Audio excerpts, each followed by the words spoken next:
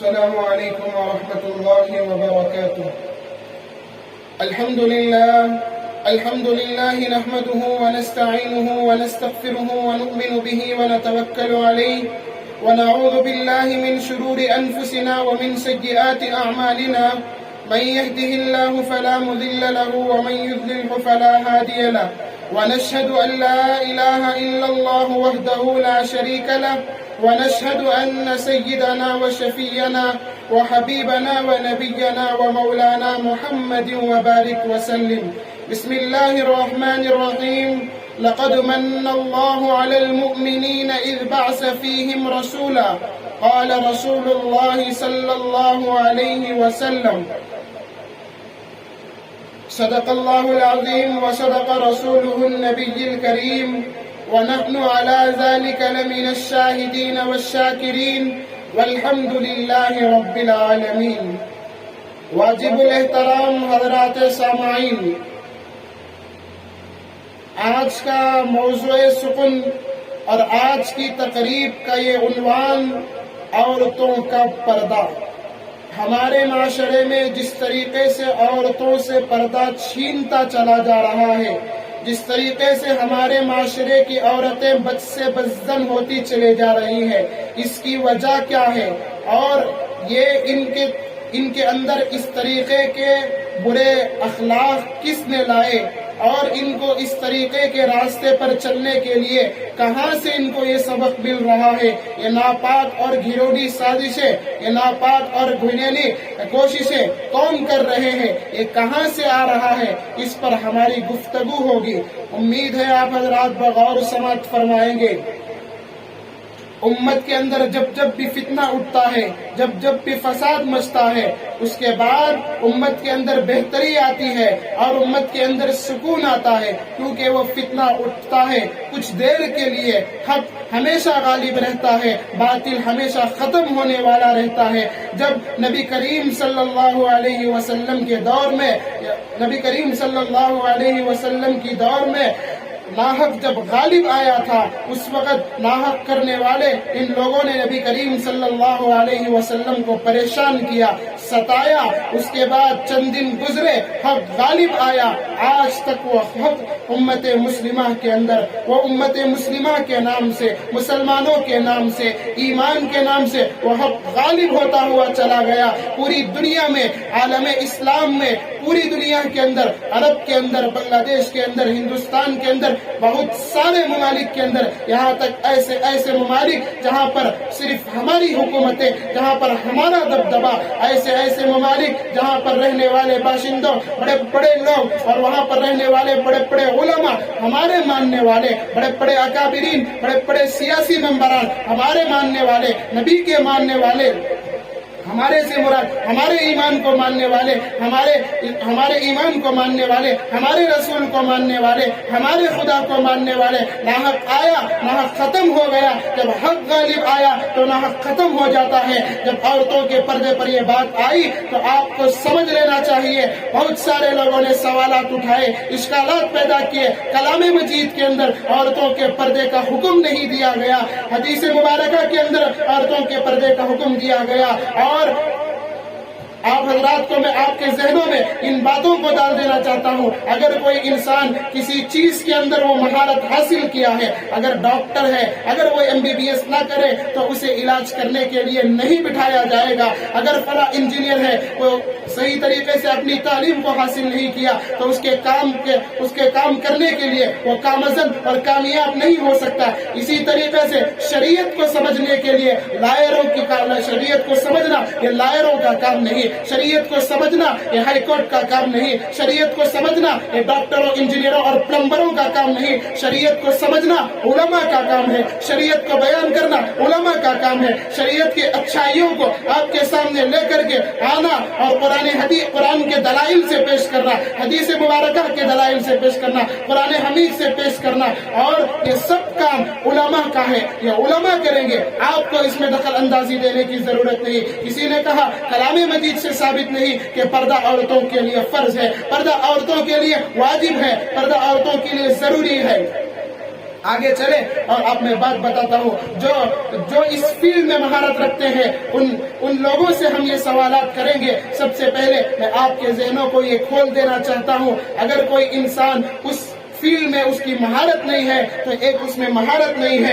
ایک عالم دین کو اگر پلان ڈالنے کے لیے کہا جائے تو وہ اس سے ہو نہیں سکتا. اس کی فیلڈ الگ ہے, اس کی فیلڈ الگ ہے, اس کی تعلیم الگ ہے, اس کا تعلم الگ ہے, اس کی فیلڈ. اور اس نے جن لوگوں سے علم کو حاصل کیا, جن لوگوں سے سینہ بسینہ علم حاصل کیا, وہ لوگ کون تھے وہاں دیکھا جائے گا. ان کی ڈگریاں کیا ہیں وہ دیکھا جائے گا. یہ امت مسلمہ کا دور سے یہ اجماع رہا ہے. 4 چیزوں پر امت مسلمہ کا فتویٰ ہے. 4 چیزیں, اگر کسی چیز کے اندر, اگر کوئی کام کے اندر 4 چیزیں پائی جا رہی ہیں, ان 4 چیزوں میں سے کوئی ایک نہ ایک چیز اگر پائی جائے تو اسے حق کہا جائے گا, اسے سچ کہا جائے گا. اختلاف اپنی جگہ, اختلاف اپنی جگہ, لیکن حق کہا جائے گا, اسلام کا شعار سمجھا جائے گا. یہ 4 چیزیں کیا ہیں میں ابھی آپ کو بتاتا ہوں. سب سے پہلی چیز, 4 چیزوں کا ہونا ضروری. سب سے پہلے قرآن کا ہونا. قرآن سے دلائل لینا چاہیے.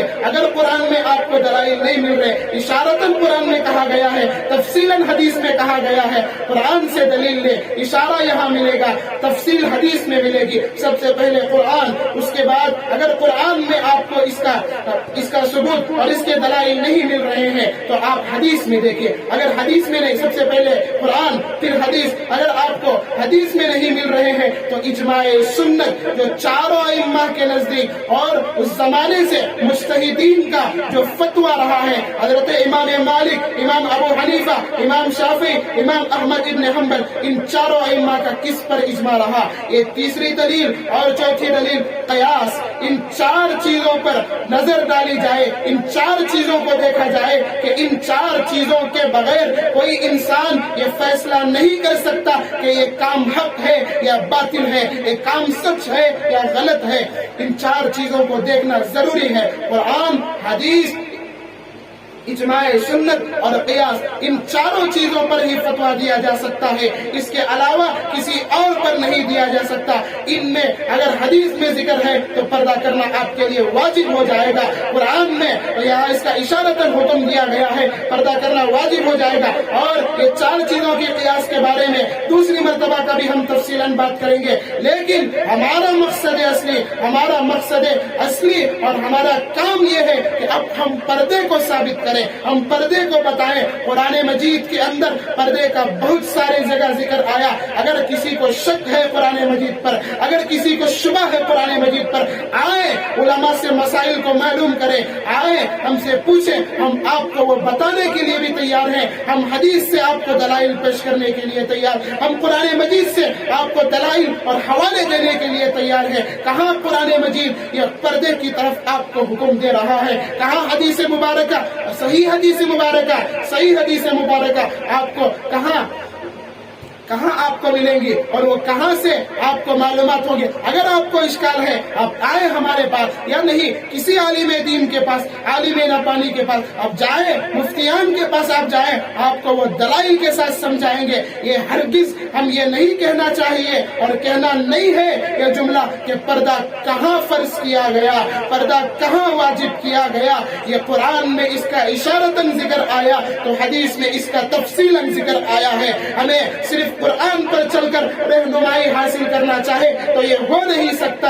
ہم قرآن کو پہلے مانیں گے, قرآن کو سمجھیں گے, معانی کو سمجھیں گے, اور اس کے قرآن مجید کے تفسیر کو ہم سمجھیں گے. اس کے بعد حدیث مبارکہ میں آئیں گے. قرآن کا ہر ایک جز اور قرآن کی ہر ایک آیت حدیث مبارکہ کی طرف جا رہی ہے, حدیث مبارکہ کی طرف اشارہ کر رہی ہے. قرآن کا ترجمہ, قرآن کی تفسیر کے بعد ہم حدیث کو مانیں گے, ہم حدیث پر چلیں گے.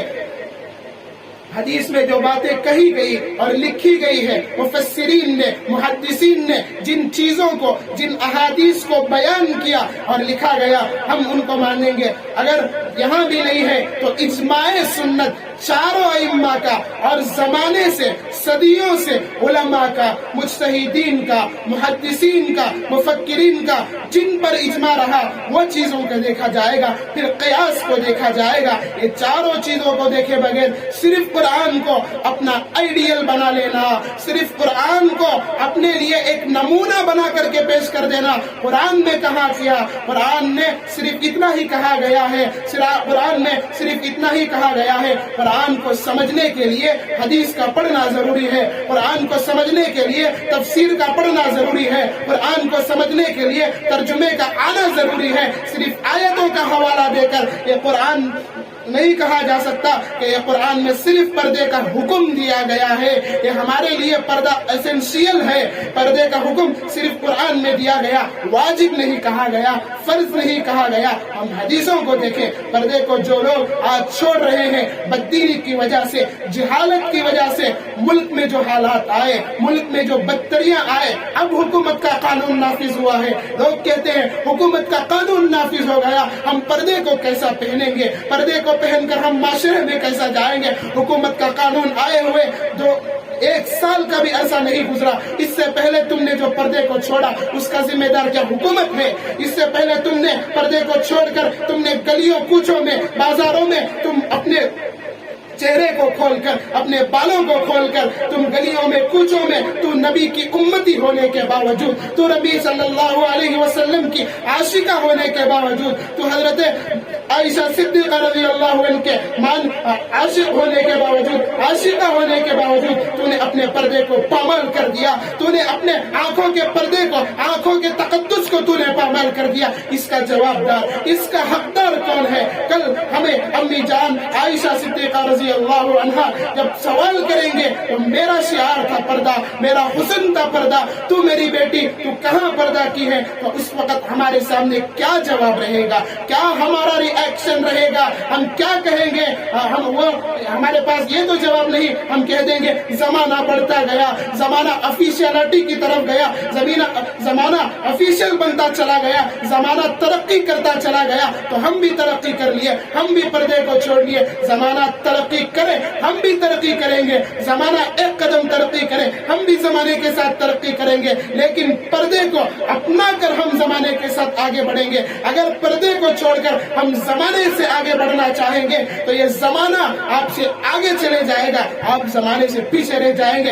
जमाने से आगे बढ़कर आप कुछ करना चाहते हैं तो पर्दे को अपनाना चाहिए। एक मशहूर वाकया है, इस्लाम पर मर मिटने वाले मुसलमान, झूठे आशिकी के दावा करने वाले मुसलमान, एक सहाबी रजी अल्लाह अन्हा जो इस्लाम के लिए सबसे पहले उन्होंने अपना खून दे दिया, वो सहाबी रजी अल्लाह अन्हा के पास ये अबू जहल आता है और कहता है, ए सहाबी तू अभी कहेगी तो इस्लाम से हट जाऊंगी, मैं तुझे छोड़ दूंगा, मैं तुझे कैद नहीं करूंगा। अबू जहल कहता है, वो सहाबी रजी अल्लाह अन्हा कहती है कि ए अबू जहल तू ये बात नहीं तो मुझे मार भी देगा, मैं इस्लाम से हटने वाली नहीं, मैं पर्दे से हटने वाली नहीं। अबू जहल नेज़े को लेकर उन सहाबी अम्मी जान के, वो सहाबिया की वो शर्मगाह पर चुमाता है और कहता है, तो अब बता क्या मोहम्मद को मानने वाली है? वो सहाबिया कहती है, कुर्बान चाहे वो सहाबिया पर, और हम उनके उम्मत में रहते हुए, उनको मानते हुए, हम उनके झूठे दावे करते हुए,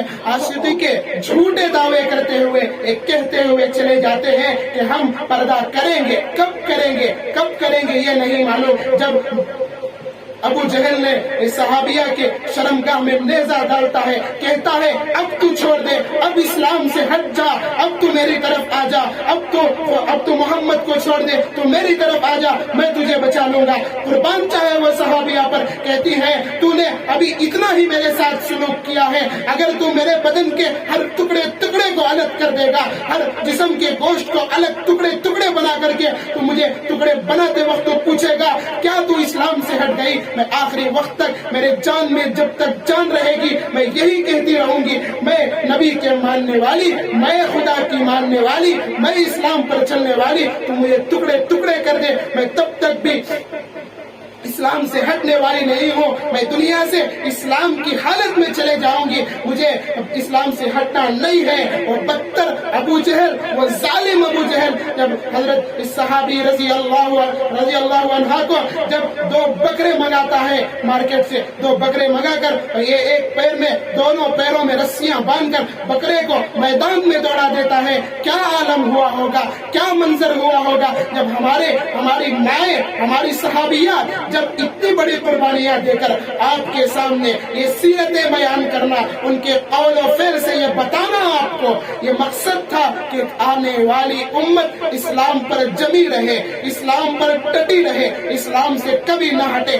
آج ہمارا انجام تو یہ انجام ہو گیا، سب سے بڑی شکار اس زمانے کی عورتیں بنی تو ان کے ساتھ مرد بھی بنے۔ یہ فلم ہالوں کے اندر عورتوں کی جانے کی ضرورت نہیں تھی، اسے مرد لے کر گیا، گھر کے اندر ڈسکو لگایا تو یہ مرد نے لگایا، عورت نے صرف کہا آپ اس کے نفس کو روک سکتے تھے۔ یہ مردوں کا 90% اس کے اندر اور ان عورتوں کو بگاڑنے کے لیے ہاتھ ہے۔ اور بعض لوگ کہتے ہیں کہ عورتیں خراب ہوتی ہیں، ہم کہیں جائیں تو وہ ہمیں نظر ڈال کر دیکھتی ہے۔ نظر ڈال کر دیکھنا یہ عورت کی فطرت میں نہیں، ان کی تربیت صحیح نہیں ہوئی ہے، یہ اس لیے یہ کام کر رہی ہے، ورنہ زمانے سے صدیوں سے یہ عورت میں یہ فطرت نہیں کہ وہ حیا کے تقدس کو پامال کرے، عورت میں یہ فطرت نہیں کہ وہ کسی کے سامنے کھڑے ہو کر بات کر سکے۔